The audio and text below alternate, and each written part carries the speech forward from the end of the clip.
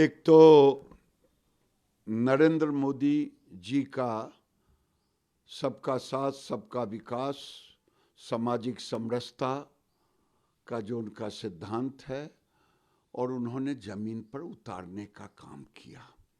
अपने 10 साल के कार्यकाल में उन्होंने बड़ी बड़ी चीजें की सामाजिक समरसता के लिए।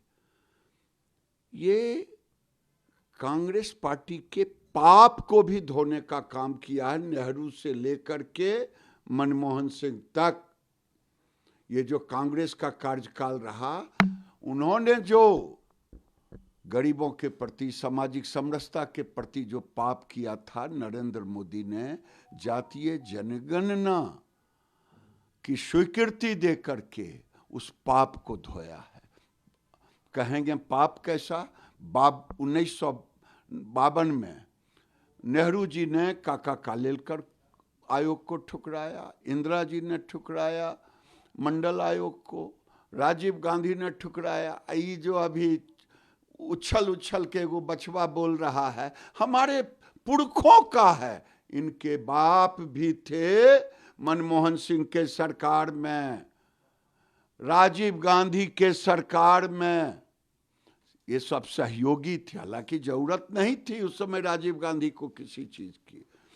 400 के पार हुए थे, लेकिन ये लोग सब के सब उस पाप के भागीदार रहे। नरेंद्र मोदी ने मौका आया तो ओबीसी को, कमीशन को सरकारी मान्यता दी, एससी को कोर्ट में झटका लगा, संसद से मान्यता दी।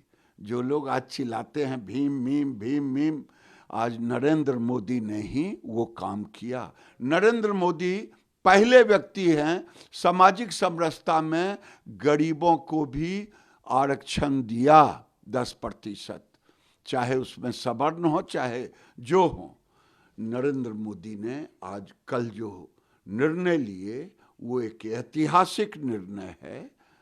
बिहार के मुख्यमंत्री नीतीश कुमार तो पहले से इसके पोषक थे, उन्होंने सर्वे कराया था, लेकिन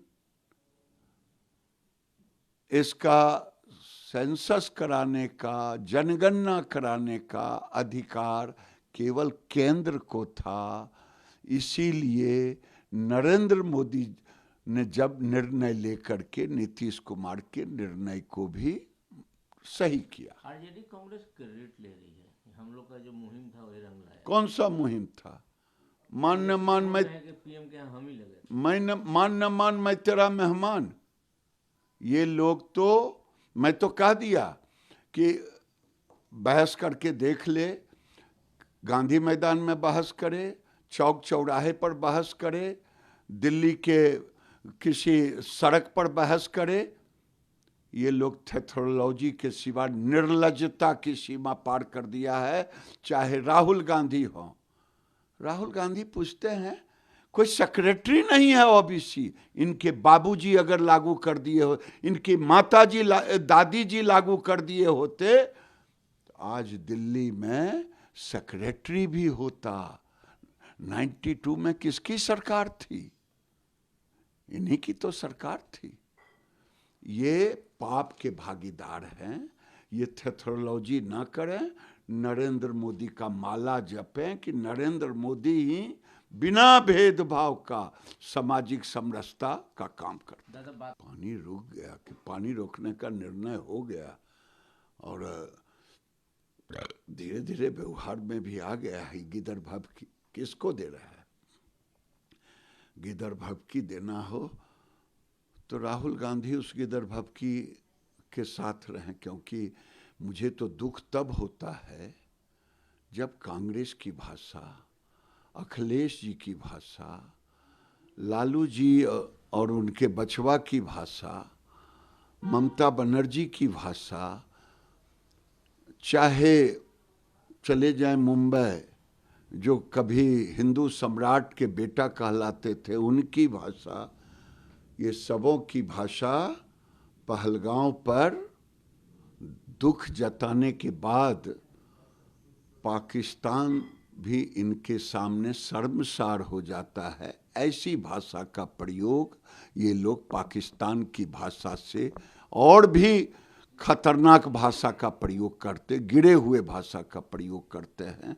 ये लोग देश हित की बात कम सोचते हैं। पता नहीं पाकिस्तान में का नाम लेने से कौन सा वोट इनको दिखाई देता है। ये वोट की राजनीति करते हैं, वोट के लिए देश को भी बेच देंगे। पूरा देश, आम जन भी इस बार मांग कर रहा है कि आर या पार। चिंता मत करें, देश को नरेंद्र मोदी पर भरोसा है। और आपने जब से ये घटना घटी है, मोदी जी देखा होगा जब वो विदेश दौरा पर पाकिस्तान जब जहाज आती थी तो पहले पाकिस्तान को क्रॉस करके, लेकिन नरेंद्र मोदी ने लंबी दूरी तय करके आया, पाकिस्तान के आसमान से भी नहीं आए। ये बताता है कि उनके अंदर कितना आग है। इसके लिए ये अंग्रेजी पढ़ रहे हैं बैठ करके, जो भी रहें, मैं नहीं जानता। उनसे पूछिए जिसका पति की हत्या उसके सामने में हुआ, उनसे पूछिए जिनके परिवार के साथ दुर्व्यवहार हुआ, जो जिंदा हैं, उनसे